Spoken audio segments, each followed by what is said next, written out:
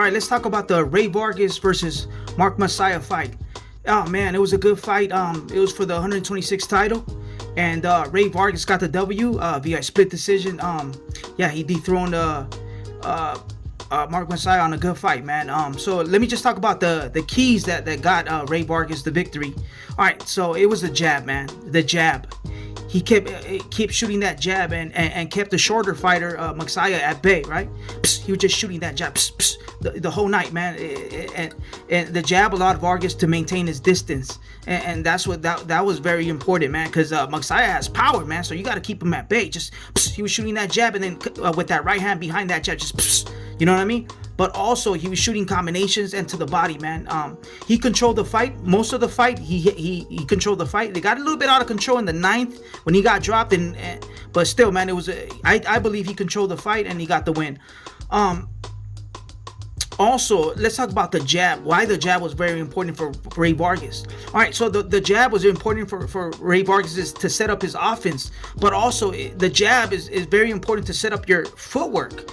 You know what I mean? So he was shooting that jab, and then he shot that jab to take a step back, or also to get out of the away from the line of fire, but also to move to the side. You know what I mean? So the jab was very important because Masagyo, I said, he has power in rounds 1 through 12. He could knock you out, man. So yeah, the jab was very important, and that's why he got the W, and I love that, man. That jab was phenomenal. Also, he went to the body and invested to the body, and he hurt Masagyo to the body. And as we know, as we can see, if we go back to the El Pollito Ceja, the Mexican fighter versus Masagyo, a couple fights back, yeah, his weakness is the body. Inside fighting, Mexican style fighting is Masagyo's weakness. Yes, you have to go in and be very cautious of Masagyo's power. But he does not have inside game, and he relies on his power. You could be winning the fight. You could almost knock him out. He'll knock you out, and that's what happened with Pollito Ceja. It's easier said than done, but his weakness is those Mexican body shots and inside fighting.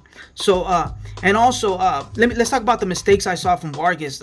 He continues to pull his chin back. He doesn't keep his chin tucked. And also when he shoots those body shots or those hooks, he shoots those left hooks. He doesn't keep his off hand, his opposite hand in next to his chin, right? It's called the safety belt, or also it's called the cell phone. He shoots his body shots, boom, and he doesn't keep that right hand up. Or when he shoots the left check hook or the left hook, boom, he doesn't keep that. He keeps his chin up and he keeps that hand down. We've seen the best make mistake when Pacquiao dropped Marquez. In fight number 4, Marquez kept his hand down. So everyone makes that mistake.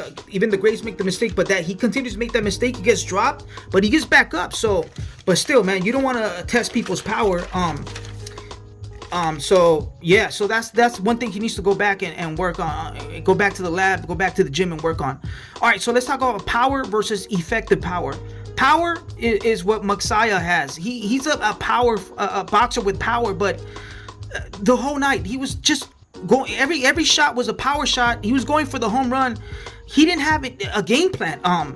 You know what I mean? He didn't adjust his offense. He just has power. You need to have IQ to have effective power.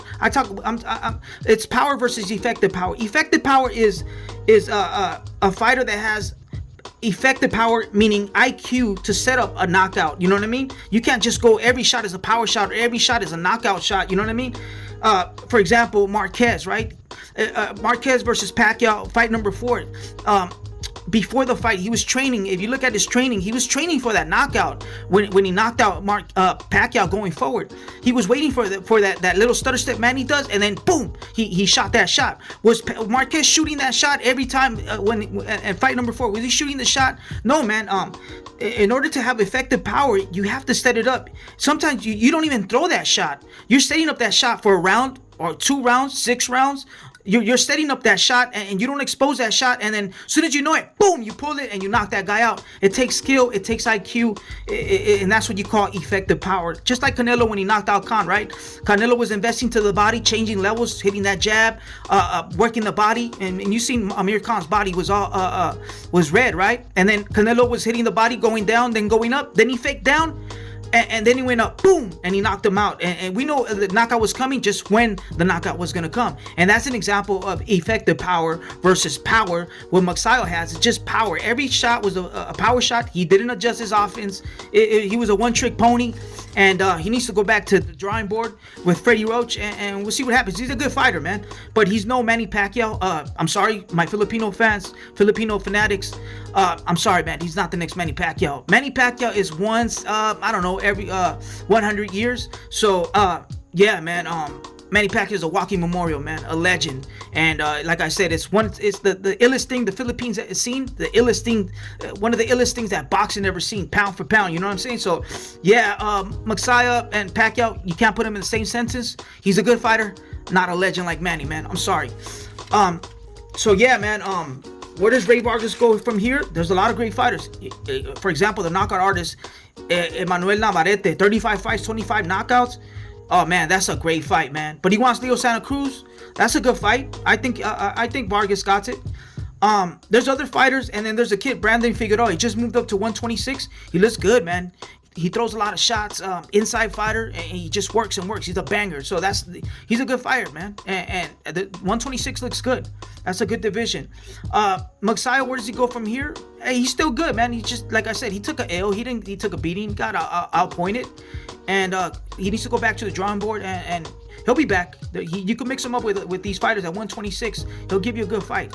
So yeah, man. Shout out to Rey Vargas. He moved up. His second fight, got the title. He's a new champion. Faced adversity, got knocked down, got back up, and he won the fight. I love that about fighters. When they get dropped and they get back up and win the fight. And he did that, so much respect to Vargas. But that's all I got. Los Tres Chingones Boxing. I'm gone.